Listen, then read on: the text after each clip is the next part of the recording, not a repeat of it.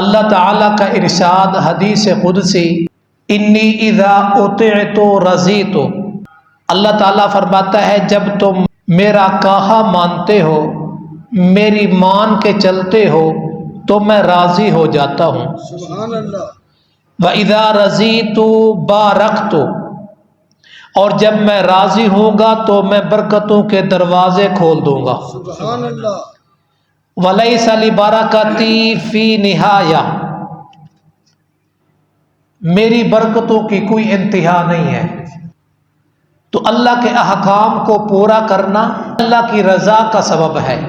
اللہ کی رضا مل جائے تو دنیا اور آخرت کے سارے کام اور سارے مسئلے حل ہو جائیں۔ کہتے ہیں نا رب راضی تے سب راضی۔ رب جب راضی ہوتا ہے تو پھر اپنی رضا کے فیصلے کرتا ہے، اور قرآن مجید کہتا ہے ان الارض للہ، بے شک زمین اللہ تعالیٰ کی ہے، یورثھا من یشاء من عبادہ، وہ اپنے بندوں میں سے جسے چاہتا ہے عطا کرتا ہے۔ یہ سارے فیصلے اللہ تعالیٰ کے ہیں۔ اللہ تعالیٰ جس کے لیے چاہتا ہے عزت کے فیصلے ہو جاتے ہیں، جس کے لیے چاہتا ہے اس کو ذلیل کر دیتا ہے، کسی کو عزت، کسی کو ذلت، کسی کو خوشی، کسی کے ہاں غمی، کسی کے ہاں اولاد ہی اولاد، کوئی اولاد سے محروم، کوئی بادشاہ ہے، کوئی امیر ہے، کوئی غریب ہے، کوئی فقیر ہے۔ یہ سارے کے سارے فیصلے اللہ تبارک و تعالیٰ کے چلتے ہیں۔ ہمیں دنیا میں بھیجا گیا ہے ایمان کے لیے۔ ایمان کا کیا مطلب؟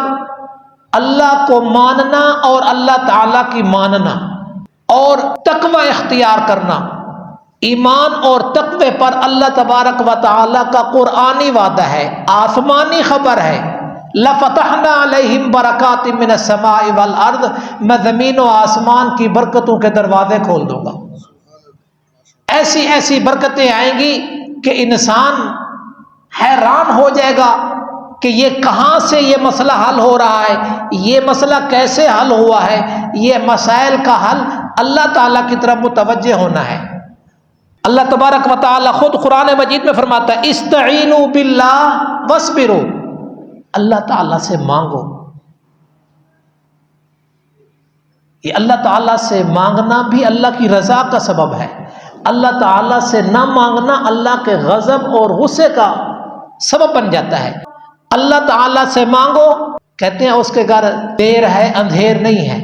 اگر دیر ہو جائے تو پھر گھبرانا نہیں، واصبروا، صبر کرو۔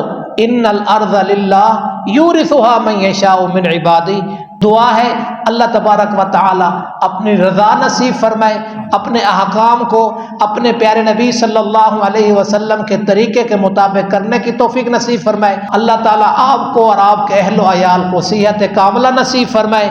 مسلمان جہاں کہیں بھی ہیں اللہ تعالیٰ ان کو اپنی معیت نصیب فرمائے، نگہبانی نصیب فرمائے اور اپنی نصرت نصیب فرمائے۔